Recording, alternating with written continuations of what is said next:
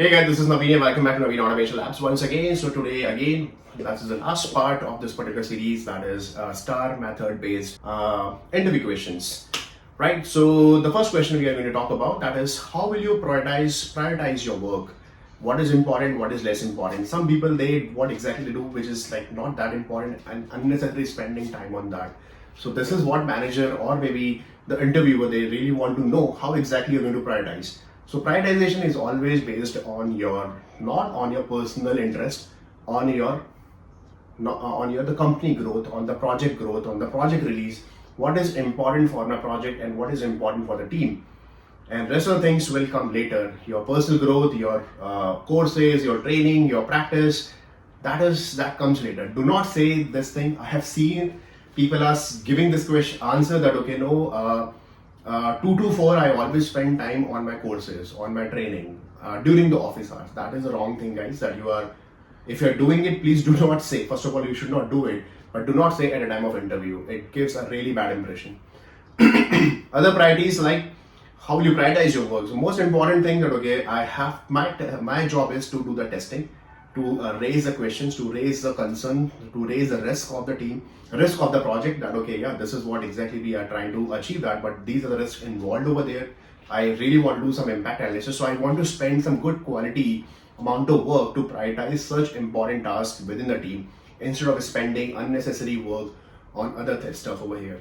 For example, let's say I really want to prioritize, okay, this is something, I really want to write some automation code, which is something very important for the team for this particular framework so that it can be utilized by different other team members.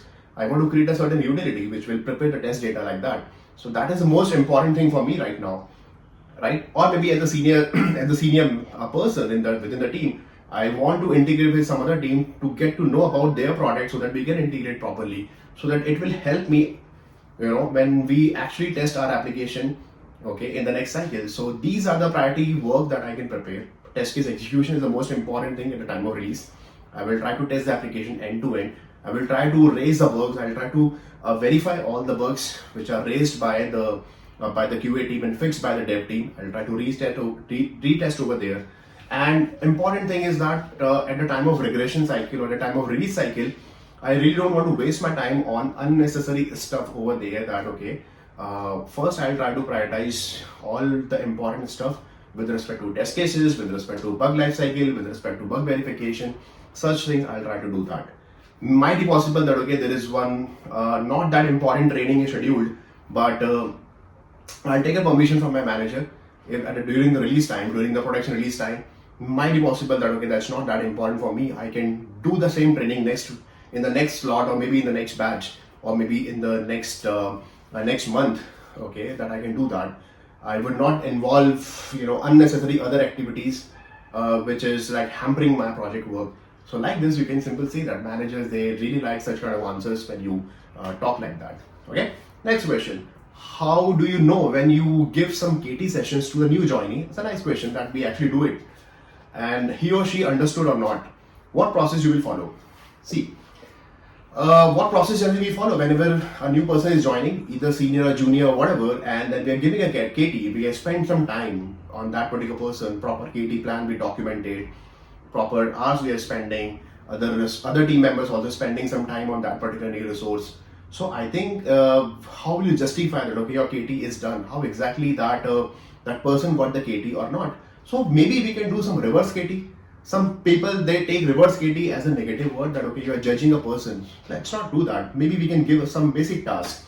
For example, let's say in case of automation, I give the entire KT on the framework and everything and code and everything, and try to give some basic test cases that okay, let's write it and then you execute it and let's merge the code.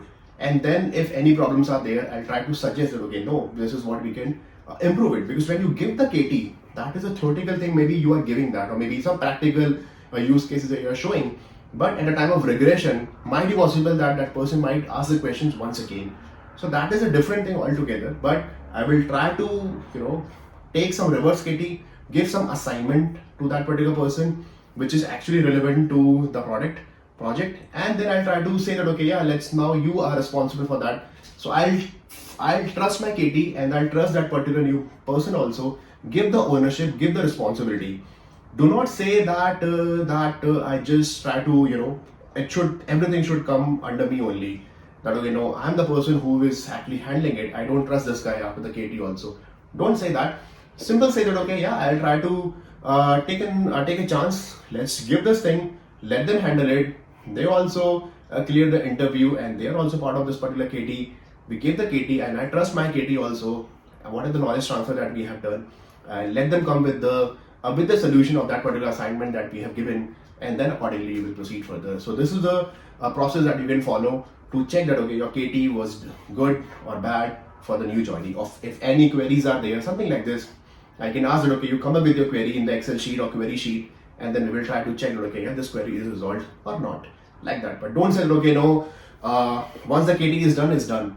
I'm not going to repeat the KT once again. I'm not going to entertain any question if somebody is asking once again. Let them ask. It's okay to ask, right? Where you take your name in that place, guys. That if you are joining a team and someone is treating you like that, and that's a totally bad thing, bad impression that you are actually giving, at a time of KT process. Anyways, so next question. Tell me about a time you faced a difficult customer issue and describe how will you solve it. Like a couple of times happens that, okay, maybe that we tested it and then customer is facing that particular bug and then management was asking this question, and then I'll try to first of all be cool and calm. I'll try to check that particular issue in the test environment or with the stage environment. That issue is actually missed by us or not.